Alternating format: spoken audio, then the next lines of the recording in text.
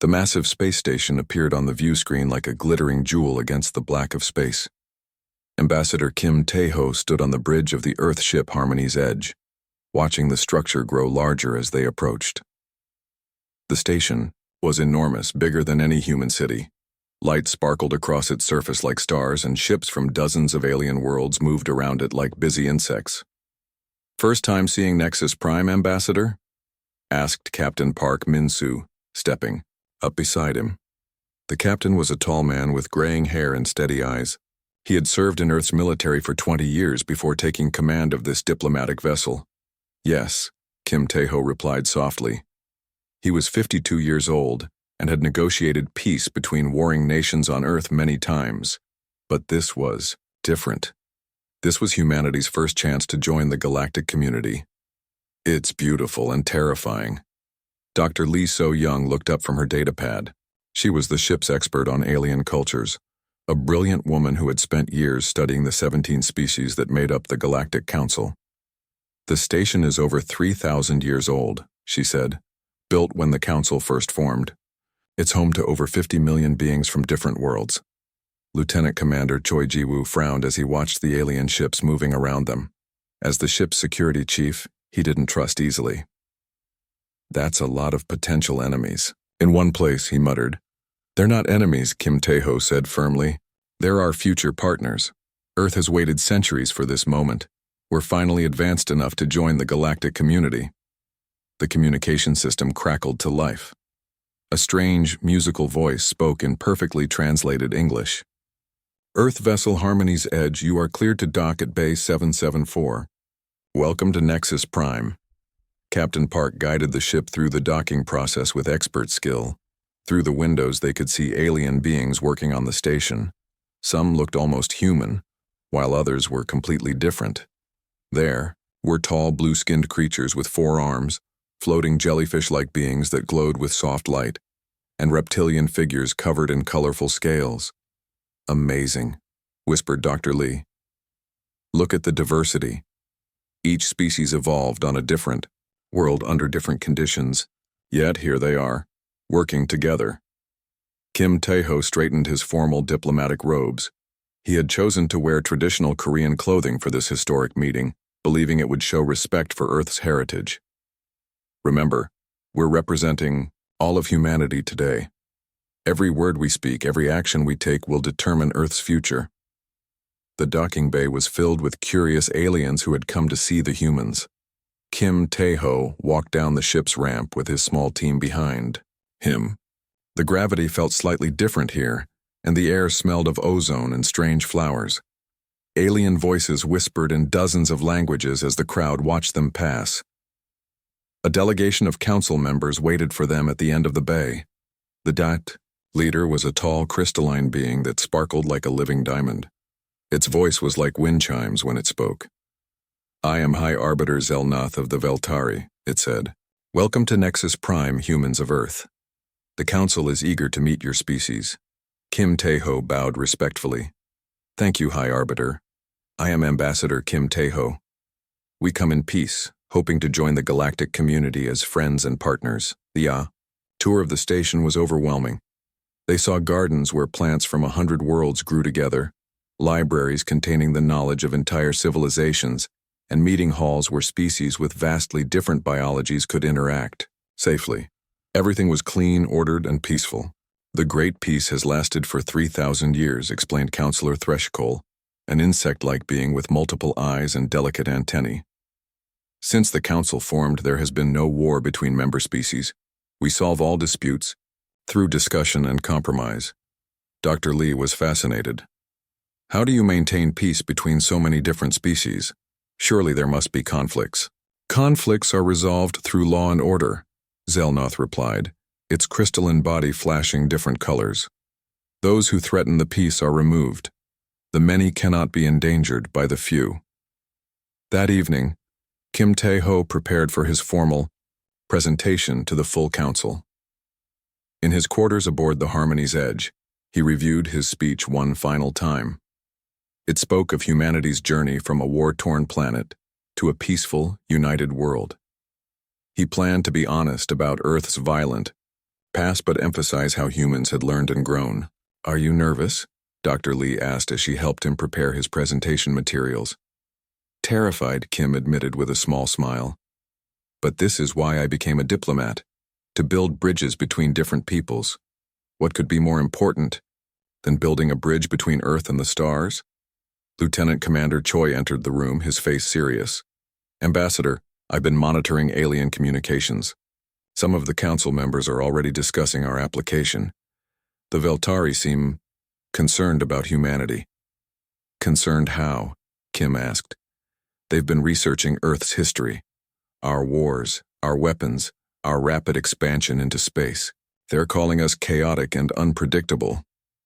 Kim Tae-ho nodded thoughtfully. I expected this.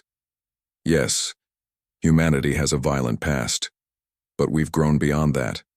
We'll show them that our struggles made us stronger, not more dangerous. The next morning, Kim Tae-ho stood before the assembled Galactic Council. The chamber was vast, with representatives from 17 different species arranged in a circle. Some sat in chairs designed for their anatomy, others floated in special atmospheric bubbles, and a few were connected by technology that let them participate from their ships. Kim began his speech with confidence. He spoke of Earth's beauty, of humanity's art and music, of their scientific achievements and their dreams of peace. He acknowledged the wars and conflicts of the past, but explained how they had taught humans the value of cooperation and understanding. Several council members seemed impressed. The jellyfish-like luminari glowed brighter, which Dr. Lee had told him was a sign of approval. The reptilian saurians clicked their claws together in what passed for applause among their kind, but the Veltari remained silent and unmoving. As Kim concluded his speech, he felt hopeful. Humanity asks only for the chance to prove ourselves, worthy of joining this great community. We offer our friendship, our knowledge, and our commitment to the great peace. High Arbiter Zelnoth's crystalline form flashed red. The Council will consider Earth's application, but first we must address certain concerns about your species' nature. The formal session ended, but Kim could feel the tension in the air.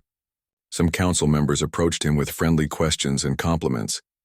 Others watched from a distance with what seemed like suspicion. That night, as Kim looked out at the stars from his quarters, Captain Park joined him. How do you think it went? The captain asked. Kim was quiet for a long moment. I think we're about to learn whether the galaxy is ready for humanity, or whether humanity is too much for the galaxy to handle. Neither man knew that their peaceful, diplomatic mission was about to become the spark that would change the galaxy forever. The council chamber felt different when Kim Tae-ho entered for the second time. The friendly atmosphere from his presentation had vanished. Now the alien representatives sat in cold silence, their various forms creating an intimidating wall around him. High Arbiter Zelnoth's crystalline body pulsed with harsh red light. Ambassador Kim Tae-ho of Earth. Zelnoth's voice rang through the chamber like breaking glass. The council has reviewed your species' history. We have concerns. Kim stood tall, maintaining his diplomatic composure despite the chill in the air. I welcome any questions the council may have. Transparency is the foundation of trust. A massive, holographic display activated above the chamber. Images of Earth began to appear. But these weren't the beautiful scenes Kim had shown in his presentation. Instead, the display showed humanity's darkest moments. Ancient battles, nuclear explosions, burning cities, and weapons of mass destruction. Observe, Zelnoth commanded. In the last 1,000 Earth years, your species has engaged in over 15,000 armed conflicts. You have developed weapons capable of destroying your own planet. Your expansion into space was driven by military concerns, not peaceful exploration. Kim watched the images with a heavy heart, but he didn't let his voice waver. Yes, humanity has fought wars. Yes, we have made weapons. But we have also made art, music, literature. We have healed the sick, fed the hungry, and reached for the stars. Our conflicts taught us the value of peace. Counselor Threshkol, the insect-like being who had seemed friendly before, shifted nervously. Ambassador, your rapid technological advancement isn't concerning. In just 500 years, you went from simple machines to faster-than-light travel. Most species take thousands of years to achieve such progress. Because we learn quickly, Kim replied. Because we adapt. These traits make us valuable allies, not dangerous enemies. But the Veltari representative wasn't finished. The holographic display changed to show human military vessels. Your diplomatic ship carries weapons. Your colonies are defended by armed stations. Even now, Earth builds new warships. This is not the behavior of a peaceful species. Dr. Lee So-young, watching from the observer section, wanted to scream. She could see how the Veltari were twisting every fact, making humanity's reasonable precautions look like aggressive preparations for war. Kim tried to maintain control of the discussion. Every species must defend itself. Even council members. Maintain security forces. Humanity seeks peace, but we're not naive enough to believe the universe is entirely safe. High Arbiter. Zelnoth's form flashed brighter. The Council has maintained perfect peace for 3,000 years. No member species has needed security forces beyond simple patrol vessels. Your very presence here threatens that peace. Accusations continued for hours. Every aspect of human history was examined and judged. The Council spoke of humanity's rapid population growth, their industrial development, their exploration of space. Everything that made humans successful was presented as evidence of their danger. Several council members tried to speak in humanity's defense. Counselor Yathara, a graceful blue-skinned being from the Zephyrian worlds, stood up. High Arbiter, perhaps we should consider the potential benefits of human membership. Their adaptability and innovation could strengthen the Council. Their chaos and violence could destroy it, Zelnoth replied coldly. The Great Peace cannot be risked for the sake of one primitive species.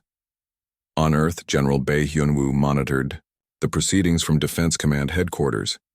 The transmissions from Nexus Prime were being broadcast live to Earth, and he didn't like what he was seeing. This wasn't a fair hearing. It was a trial, and humanity was already being found guilty. Sir, one of his aides reported, intelligence suggests this was planned. The Veltari have been preparing this presentation for weeks. They never intended to accept us. Bae's jaw tightened. Keep monitoring. If this goes badly, we need to be ready. Back in the council chamber, the debate raged on. Kim Tae-ho answered every accusation with patience and dignity, but he could see he was losing. The Veltari had poisoned the council against humanity before the hearing even began. Finally, Zelnoth called for order. The council will now vote on Earth's application for membership. The voting was swift and brutal. One by one, the council members announced their decision. The insectoid Mandorians voted against, swayed by Veltari pressure.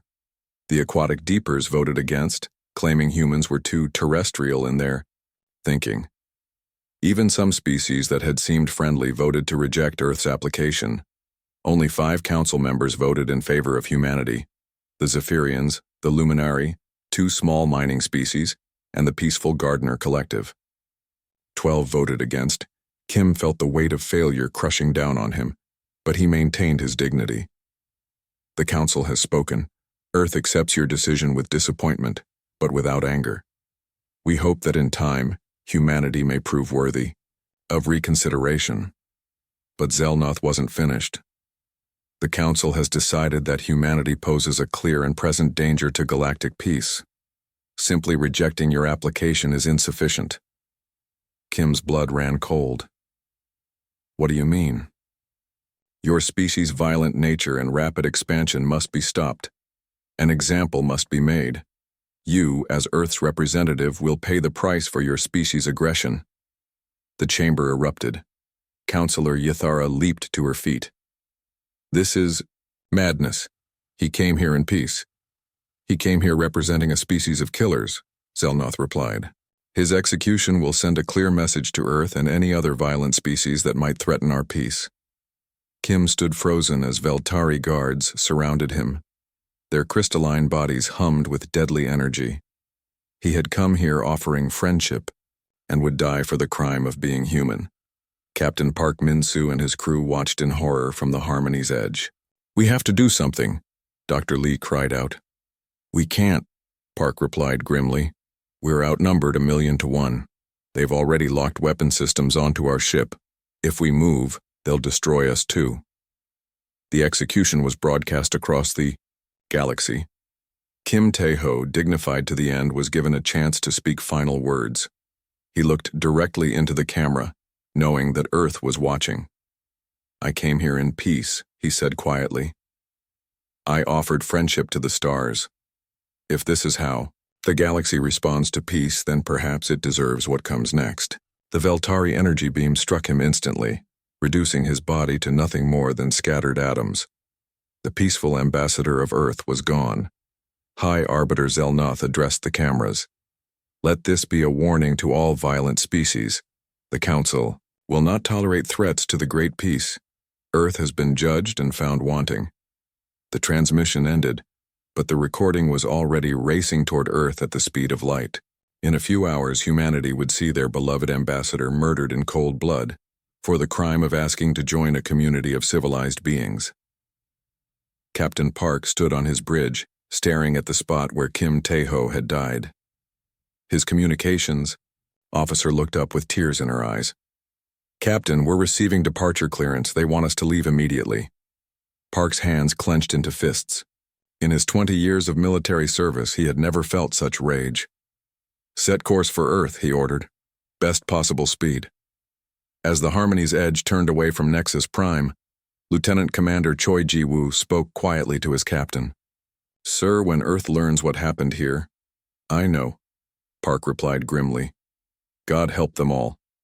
They have no idea what they've just done. The ship jumped to faster-than-light speed, racing toward Earth with news that would change the galaxy. Forever. Behind them, the council members congratulated themselves on maintaining the peace. They had no idea that they had just declared war on the most dangerous species in the galaxy. The news hit Earth like a nuclear bomb. Every screen on the planet showed the same horrific image, Ambassador Kim Tae-ho disintegrating under alien weapons while asking for peace. The man who had represented humanity's highest hopes was dead, murdered by the very beings he had tried to befriend. President Han Ji-hyun sat in the emergency session room, watching the footage for the 100th time. Her hands shook with rage. Around the table, Earth's most powerful leaders struggled to contain their fury. Foreign Minister Park Young-soo had tears running down his face. Defense Secretary Kim Moon-jae looked ready to declare war on the entire galaxy. They killed him, whispered Dr. Kang Soo-jin, Earth's top weapons scientist. They murdered our ambassador while he was asking to join their club. They executed him for being human. Admiral Song Dae-jun slammed his fist on the table. This is an act of war. They broadcast his execution across the galaxy as a warning to other species. They're telling the entire universe that humans are animals to be put down. President Han tried to maintain control, but her voice cracked with emotion. Kim Tae-ho was a good man, a peaceful man. He spent his entire life building bridges between people, and they murdered him for it. The emergency session continued for 12 hours. Reports poured in from around the world. Protests filled every major city. People demanded justice, revenge, action. The murder of Earth's peaceful envoy had united humanity in a way nothing else ever had. Colonel Yang Sung-ho, commander of Earth's elite special forces, spoke quietly, but with deadly intensity. Ma'am, my Ghost Division is ready. Give us the word, and we'll show these aliens what humans are really capable of. We need to be smart about this, Admiral Song said. The Galactic Council has 17 member species and thousands of worlds. We can't just charge in shooting. Dr. Kang cleared her throat. Actually, we can. Project Prometheus is complete. The room fell silent. Project Prometheus was Earth's most classified military research program. Only a handful of people knew it, even existed. Explain, President Han ordered. Dr. Kang activated a holographic display. For the past 10 years, we've been developing weapons based on theoretical physics and reverse-engineered alien technology from crashed ships. We have quantum disruptor bombs that can erase matter from existence, reality manipulation devices that can bend the laws of physics, AI-controlled swarm ships that learn and adapt in real time. Admiral Song leaned forward. How many ships? 50,000 combat vessels, all equipped with technology the Council has never seen. Our AI systems are generations ahead of anything in the galaxy. Our weapons can destroy planets or fleets with equal ease. President Han stared at the display showing Earth's secret fleet. You built an armada without telling the civilian government? We built it because we knew this day might come, Dr. Kang replied. We hoped for peace, but we prepared for war. Now they've forced our hand. The debate raged through the night. Some argued for restraint, for trying diplomatic solutions. But every time someone suggested patience, they showed the footage of Kim Tae-ho's murder again. By dawn, the decision was made. They wanted to see humanity's violent nature, President Han said grimly. They'll get their wish. Across the galaxy, the few Council species who had voted against the execution were panicking. Counselor Yathara sent desperate messages to Earth, begging for calm and promising to work for justice. But her communications went unanswered. The Luminary Collective, beings of pure energy who rarely showed emotion, were blazing with distress. They had liked the humans and knew that murdering their ambassador was wrong. Now they detected massive energy buildups throughout human space. Something terrible was coming. On Nexus Prime, High Arbiter Zelnoth dismissed the warnings. Humans are primitives with crude weapons. They may attack a few outer colonies, but they cannot threaten the Council itself. The Great Peace will endure, the other Veltari agreed. They had ruled the Council for centuries and believed themselves invincible. How could one young species threaten a civilization that had lasted 3,000 years? They were about to learn the answer. Earth's war preparations took only 6 months. The secret fleet was activated and moved into position. Colonel Yang's Ghost Division infiltrated transport ships heading to Council worlds. Dr. Kang's laboratories worked around the clock, producing weapons that violated everything the galaxy thought it knew about physics. Admiral Song stood on the bridge of the new flagship Vengeance, a massive vessel equipped with reality-warping technology. Around him, holographic displays showed the positions of human forces throughout the galaxy. 50,000 ships, 10 million soldiers, and weapons that could crack planets like eggs. Sir, his communications officer reported, all units are in position. Ghost Division teams have reached their targets. Dr. Kang confirms all experimental weapons are operational. Song nodded grimly. He was 60 years old and had served Earth his entire adult life. He had hoped to retire in peace, maybe teach at the Naval Academy. Instead, he was about to lead humanity's first galactic war. Open a channel to all human forces, he ordered, across the galaxy, on ships hidden in asteroid fields and special operations teams disguised as traders. Humans received the same message. This is Admiral Song Dae-jun, speaking for Earth and all humanity. 6 months ago, the Galactic Council murdered our peaceful ambassador in cold blood. They executed Kim Tae-ho for the crime of asking to join their community. They broadcast his death as a warning to the galaxy. Song's voice grew harder. Today, humanity answers that warning. They wanted to see our violent nature. They wanted to know what we're capable of when threatened. Operation Righteous Fury begins now. Show them the price of murdering Earth's envoys. The first strikes began simultaneously across the galaxy. Colonel Yang's Ghost Division teams, invisible to all known detection methods, planted quantum bombs in the Council's major communication hubs. The weapons didn't just destroy, they erased matter from existence, leaving perfect spheres of nothingness, where important installations had been. The Council's response was chaos. Their communication networks went dark. Their early warning systems vanished. Planets that had been in constant contact for millennia suddenly found themselves isolated and blind. High Arbiter Zelnoth finally began to understand the magnitude of his mistake when the Veltari homeworld's orbital defenses simply ceased to exist. One moment they were there, the next they were gone, leaving only empty space where massive battle stations had guarded the planet for centuries. Impossible, Zelnoth whispered, his crystalline form flickering with fear. How are they doing this? His question was answered when human fleets began emerging from hyperspace at the edges of Council territory. But these weren't the crude vessels the aliens expected. Human ships were elegant, deadly, and equipped with artificial intelligence that made them nearly impossible to predict or counter. Captain Nam Yunji commanded the experimental vessel, Retribution, the first ship equipped with full reality manipulation technology.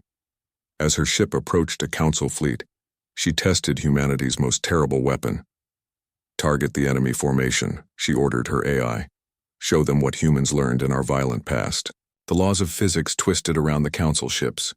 Gravity reversed, time flowed backward, matter reorganized itself at the quantum level.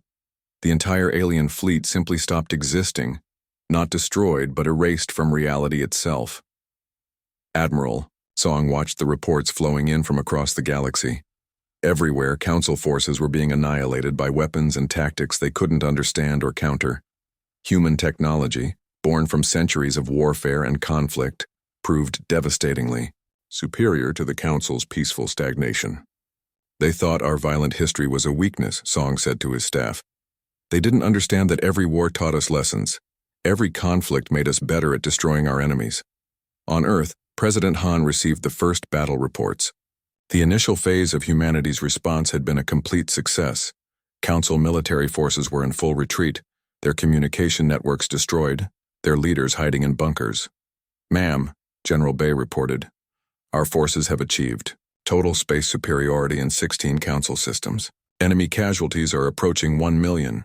Human casualties are 0. President Han nodded grimly. "Continue the operation. They murdered our ambassador. They declared war on humanity. We're going to finish it." The galaxy burned with the fires of human rage. The great peace that had lasted 3,000 years died in a single day, killed by the species the Council had tried to eliminate. And this was only the beginning. Fleet Admiral Ju Minho stood before the massive tactical display aboard the command ship, Thunder of Earth. The hologram showed the entire galaxy, with red markers indicating Council territories and blue markers showing human forces.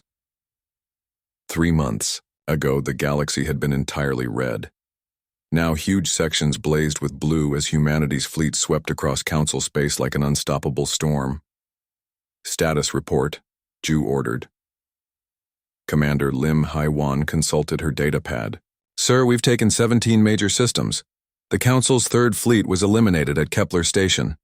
Their 5th fleet surrendered without fighting at Rigel Prime. Total enemy casualties now exceed 10 million. Human casualties remain at 43. 43 deaths. In a galactic war that had already consumed entire fleets and destroyed worlds, humanity had lost only 43 people. It wasn't because the war was easy. It was because humans fought like nothing the galaxy had ever seen. "Captain," Nam Yunji's voice crackled over the communication system from the Retribution. "Admiral, we've reached the Veltari home system, requesting permission to proceed with planetary bombardment." Ju looked at the tactical display showing the crystalline homeworld of the species that had murdered Ambassador Kim Tae-ho. The planet was beautiful, its surface covered in towering crystal cities that caught and refracted starlight into magnificent rainbows. Soon, it would be nothing but drifting asteroids. "Permission granted, Captain. Make them pay for Kim Tae-ho." The reality manipulation weapons aboard the Retribution began their terrible work. Physics itself bent to human will as the Veltari homeworld was systematically torn apart. Not destroyed by explosions or fire, but simply convinced to stop existing in its current form. The magnificent crystal cities dissolved into quantum foam, and the planet that had been home to billions became a field of glittering debris. Across the galaxy, similar scenes played out on world after world. Human forces didn't just win battles. They dominated them so completely that many Council fleets surrendered rather than face annihilation. The 3,000-year-old Galactic Council was collapsing in mere months. Commander Oh Sang-wook led his Ghost Division from shadow to shadow across the galaxy. His teams moved through Council space like invisible death, striking at infrastructure, leadership, and morale. They were the nightmares that Council leaders whispered about in their bunkers. Humans who could appear anywhere, anytime, to deliver perfect destruction before vanishing again. Target eliminated, O reported after his team finished sabotaging the main computer core of Nexus Prime itself. Council coordination is now completely disrupted. They can't even communicate between their remaining fleets. The Council's response was hampered by 3 millennia of peace. Their ships were designed for patrol duty and shows of force, not actual combat. Their crews had trained for ceremonial duties, not warfare. Their leaders had negotiated disputes for so long they had forgotten how to fight wars. Counselor Threshold huddled in his emergency bunker on the Mandorian homeworld, watching reports of defeat after defeat pour in. The insectoid being's antennae twitched with terror as he realized the magnitude of their mistake. How? He whispered to his aide. How are they doing this? We outnumbered them 1,000,000 to 1. Sir, the aide replied nervously. Our analysts believe the humans have been preparing for this war for decades. Every ship they built, every weapon they developed, every strategy they planned, it was all designed for total warfare. We built our civilization for peace. They built theirs for war. The truth was even worse than Threshold imagined. Humanity hadn't just prepared for war. They had perfected it through centuries of practice. Every conflict on Earth, from ancient battles with swords to modern warfare with nuclear weapons, had taught them lessons. Those lessons were now being applied on a galactic scale. Captain Park Min-soo, who had witnessed Ambassador Kim's murder, now commanded a strike group tasked with hunting down Council leadership. The former diplomatic ship Harmony's Edge had been retrofitted with some of humanity's deadliest weapons. Where it had once carried offers of friendship, it now delivered precise destruction. Sir, his weapons officer reported, we've located High Arbiter Zelnoth's command ship. It's hiding in the Vega Nebula along with the remnants of the Veltari fleet. Park's eyes were cold as winter steel. Lock all weapons on target. Prepare to broadcast on all frequencies. When the human ships emerged from the nebula's swirling gases, the Veltari commander tried to surrender. Please, we yield. The war is over, Park's voice echoed across space. This is Captain Park Min-soo of Earth. You murdered Ambassador Kim Tae-ho while he offered you friendship. You executed him for being human. There will be no surrender for his killers. The Harmony's Edge opened fire with weapons that rewrote reality itself. The Veltari command ship, along with High Arbiter Zelnoth, ceased to exist on a fundamental level. The species that had orchestrated Kim's execution was now extinct, their homeworld destroyed and their leadership eliminated. As news of the Veltari's complete destruction spread, the remaining Council species began surrendering en masse. The aquatic deepers sent messages begging for mercy. The floating luminary dimmed their natural glow in submission. Even the proud reptilian saurians lowered their heads in defeat. But humanity's rage was not easily satisfied. Admiral Song received reports of surrender attempts and dismissed them, all with the same response. We didn't start this war, but we'll finish it. Dr. Kang Soo-jin worked tirelessly in her laboratory, developing new weapons for the campaign. Her quantum disruptor bombs had already erased a dozen of worlds from existence.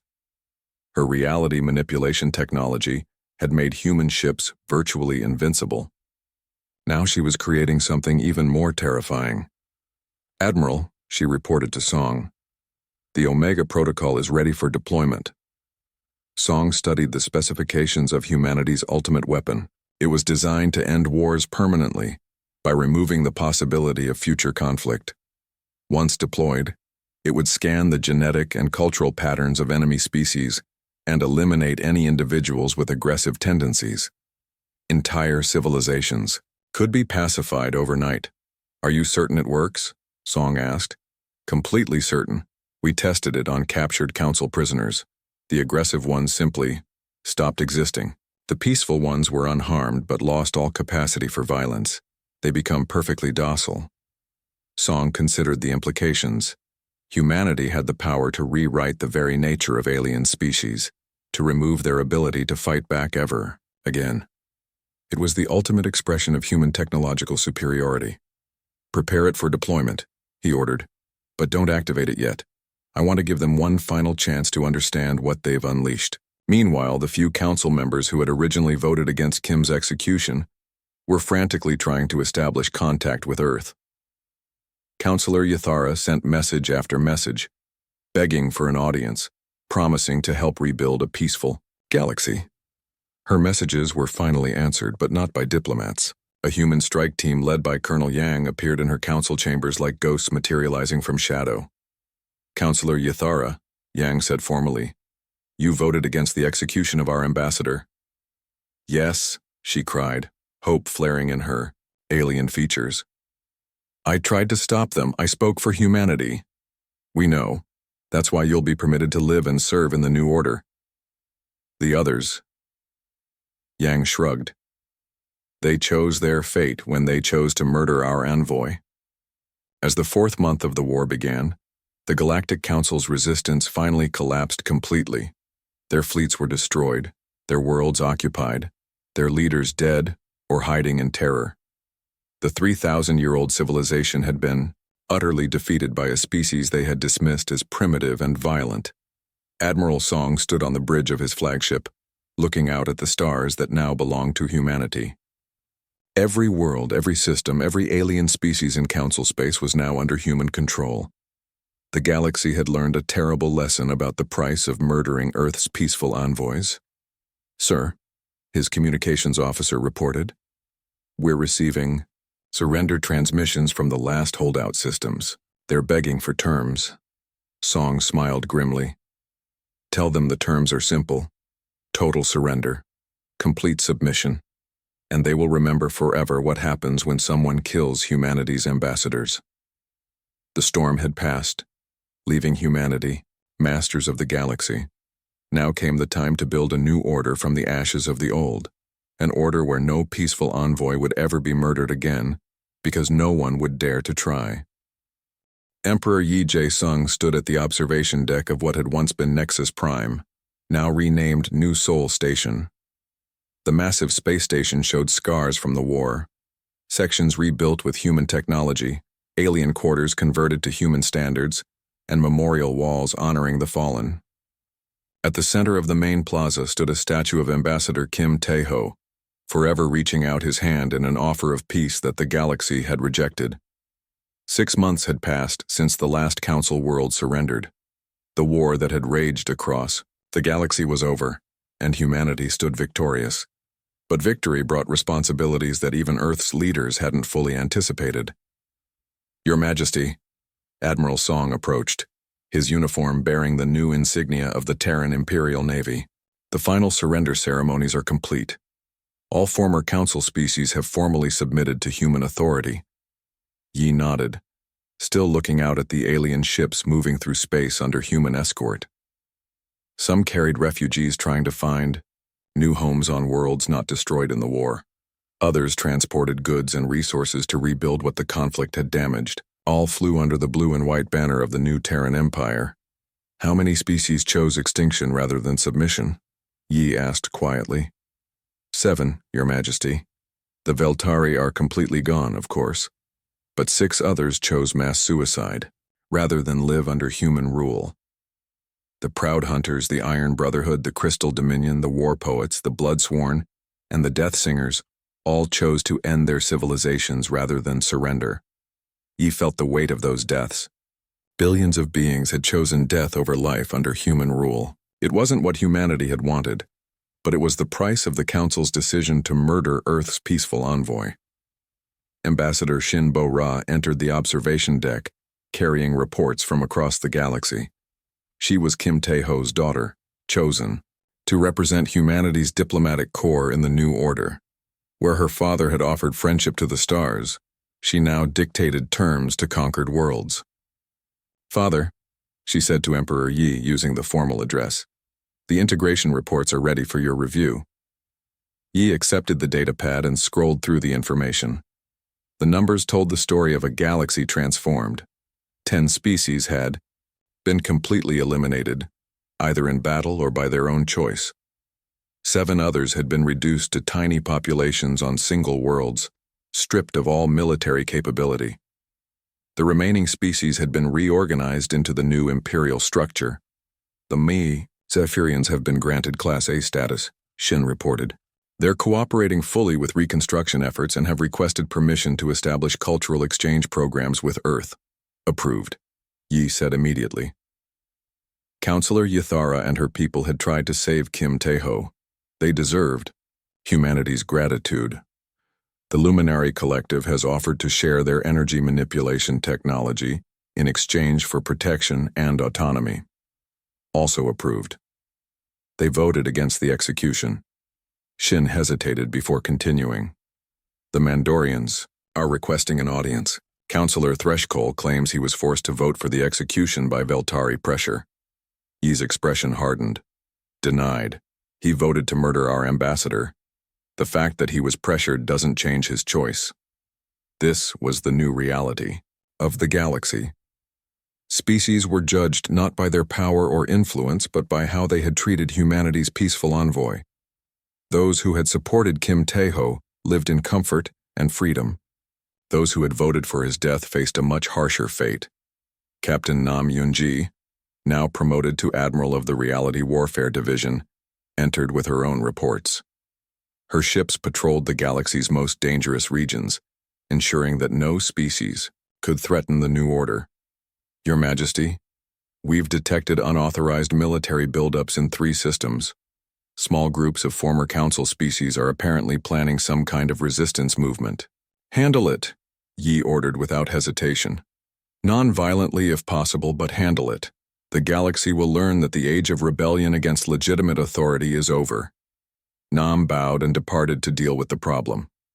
Within hours, the resistance movements would discover that their secret bases had simply stopped existing, erased by technology they couldn't comprehend or counter.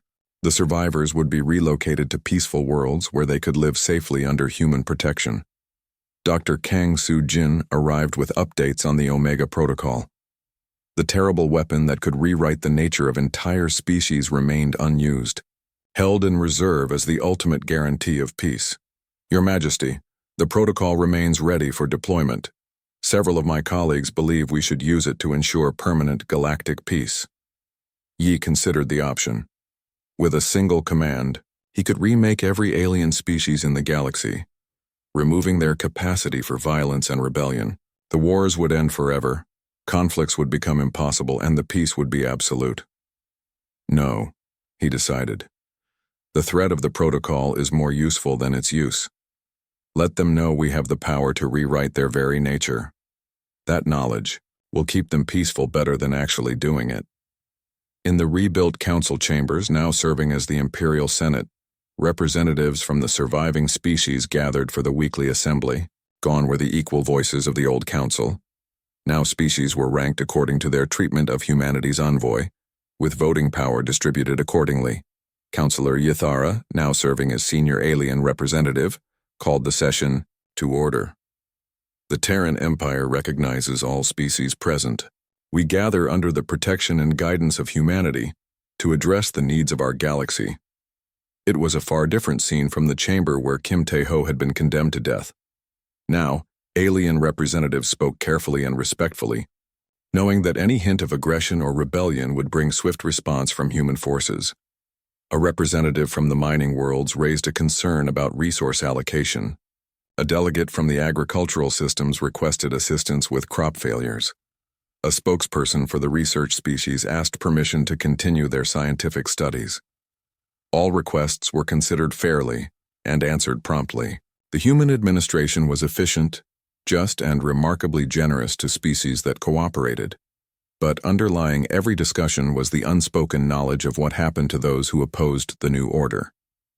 Emperor Yi reviewed the latest reports from Earth. The homeworld was prospering under the new Galactic Empire. Resources flowed in from hundreds of worlds, bringing unprecedented wealth and opportunity. Human colonies spread across the galaxy, while alien refugees found new homes under human protection. Your Majesty, Shin Bora approached with a special message. We've received a transmission from the Outer Rim. A previously unknown species has achieved faster than light travel and is requesting contact. Yi's eyes hardened. What are their intentions? They claim to come in peace, seeking trade and cultural exchange. They've heard rumors about the fall of the Council and want to establish relations with the new galactic power. I was quiet for a long moment, remembering another envoy who had come in peace seeking the same things. Prepare a response. Tell them they're welcome to approach under escort, but make sure they understand the new rules. What message should we send? Tell them that the Terran Empire welcomes peaceful species with open arms. We offer protection, prosperity, and friendship to all who come in genuine peace. But also tell them about Ambassador Kim Tae-ho. Make sure they understand what happens to those who harm human envoys. Shin nodded and departed to craft the message. Soon another species would learn about the galaxy's new order, about the price of peace and the cost of aggression.